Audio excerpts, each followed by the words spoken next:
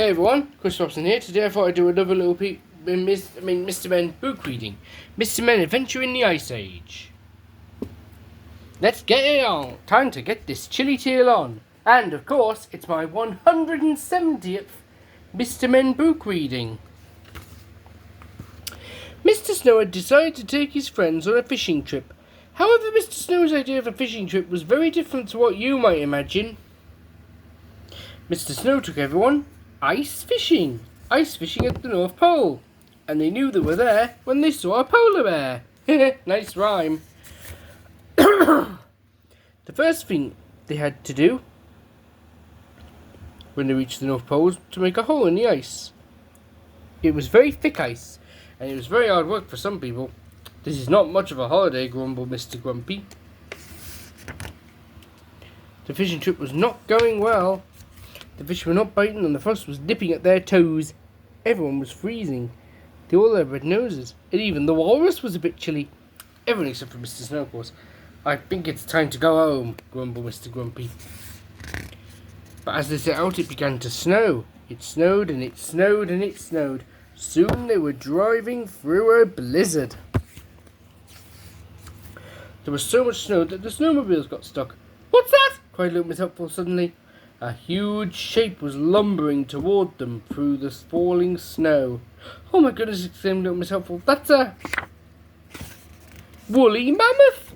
And it was indeed a woolly mammoth. Mr. Snow and his friends had driven into the Ice Age. There's only one thing to do, said Mr. Snow. We will have to ride the mammoth to safety. Fortunately, the friendly mammoth was happy to oblige. They all climbed onto its back and set off through the snow. Look, there's a light in the distance, cried Little Miss Whoops, and promptly fell off the mammoth. Luckily, the mammoth caught her with its trunk and gave her a helping hand back on board. Or was that a helping trunk? Weird. The light in the distance would turn out to be a fire in a cave full of cavemen. Ugh, ugh, ugh, said the caveman. Nobody knew what he was saying. Then suddenly, Mr. Clever started talking to the cavemen. Mr. Clever is so clever that he can learn a new language in 5 minutes flat. They'd been invited to dinner. And look at that one painting a picture of Mr. Strong on the cave wall. When they woke the next morning, it had stopped snowing, but the mammoth had wandered off in the night. How were they going to get home? It was Mr. Snow who had an idea. He found some old mammoth tusks in the cave, and using these as runners, he made a large sledge. And it is very lucky that Mr. Strong is very strong. As they travelled across the vast white landscape, they felt totally alone. However, they were not alone. There was something else out there, something else that was hungry, something else that was looking for breakfast. It was a saber-toothed tiger! The saber-toothed tiger came bounding through the snow after them. Help! Shrieked Little Miss Helpful. Mr. Strong sped up, but he could see a problem ahead. They had reached the sea. They had nowhere to go. There was nowhere to go. They were trapped. Oh no. Will they get out of this one? Hope so. With his mighty strength, Mr. Strong pulled the sledge to a stop, and they all stood on the ice shelf at the edge of the sea. Then, using his impressive weight, Mr. Greedy jumped up and down and broke off the ice they were standing on. Just in the nick of time, they floated out of the reach of the saber-toothed tiger. Luckily, saber-toothed tigers can't swim. The friends drifted through a sea of icebergs.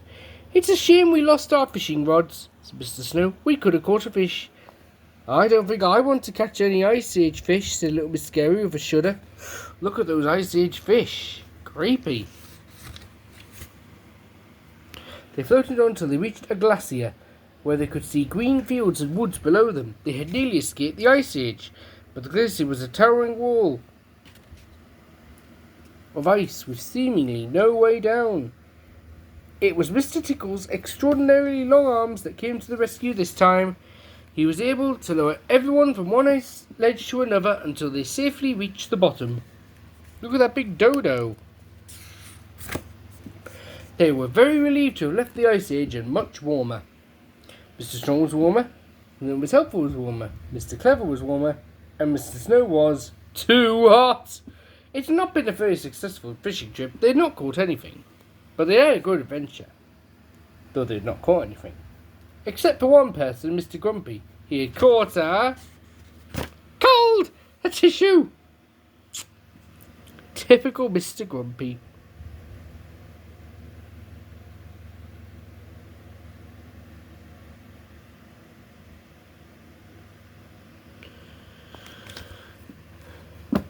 Hope you enjoyed it.